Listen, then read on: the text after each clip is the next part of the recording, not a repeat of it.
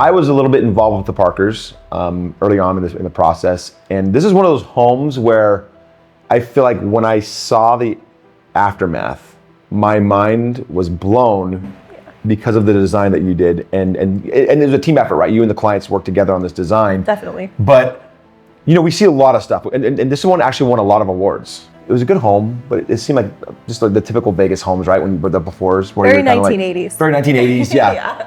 Actually, bones. Actually, I would say, yeah, it was one of those ones where you're like, man, I don't know what we could do to this project. Right. It was a tough one.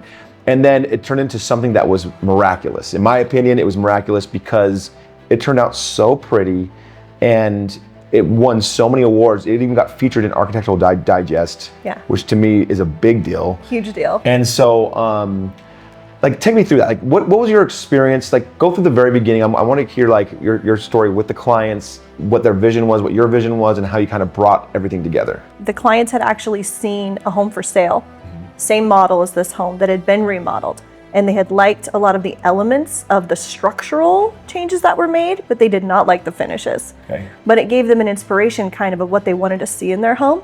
So we used that as a template for, okay, we know definitely we don't want a tiny kitchen shoved into the corner. We want to open all that up. We want an emphasis on indoor and outdoor spaces.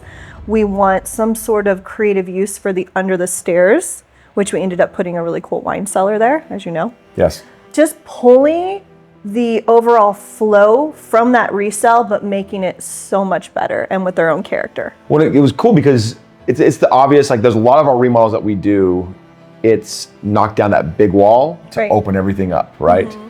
And so that's what we did in this project. But I remember walking through with these clients, and some of the things based off of budget and focus, they wanted to do a few more things that didn't make sense when it came to like value of the home. And I remember guiding them saying, hey, we don't need to add that extra bathroom over here and add that extra bedroom over here. It was more like, let's take our energy and focus on these main areas. Mm-hmm. And what you did with those main areas, want to walk us through like how you brought those.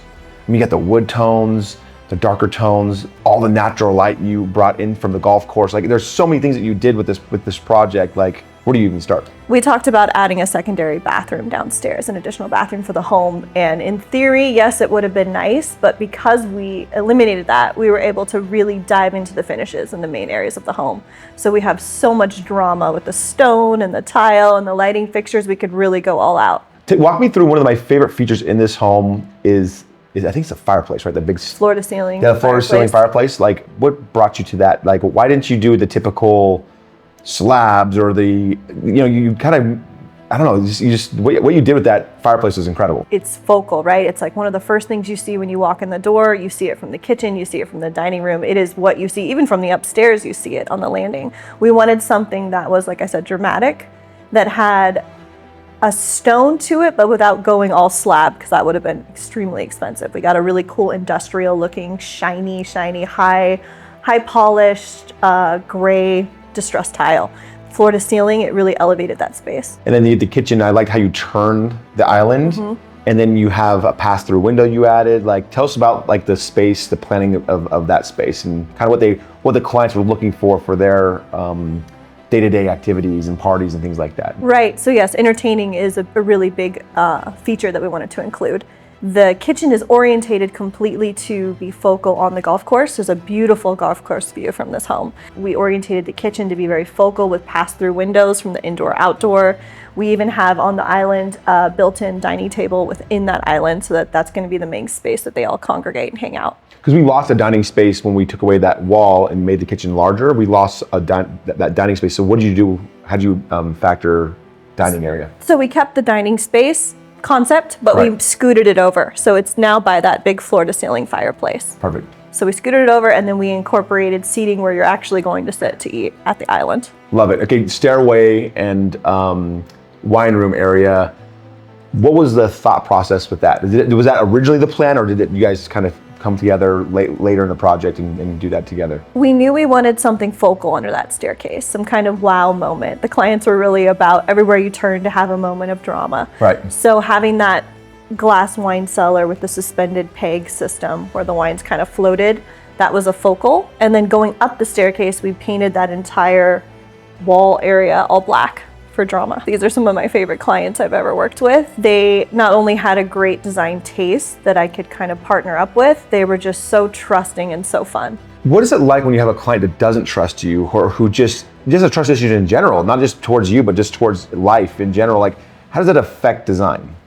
It's challenging. Yeah, I think one of the biggest challenges that I face is trying to meet their design style, but also not blow their budget. Right. So some people don't understand if their budget is X amount and they're sending me a design that does not fit within that. So when I present a design that does fit within their budget, sometimes they think, well, she doesn't get me at all, right.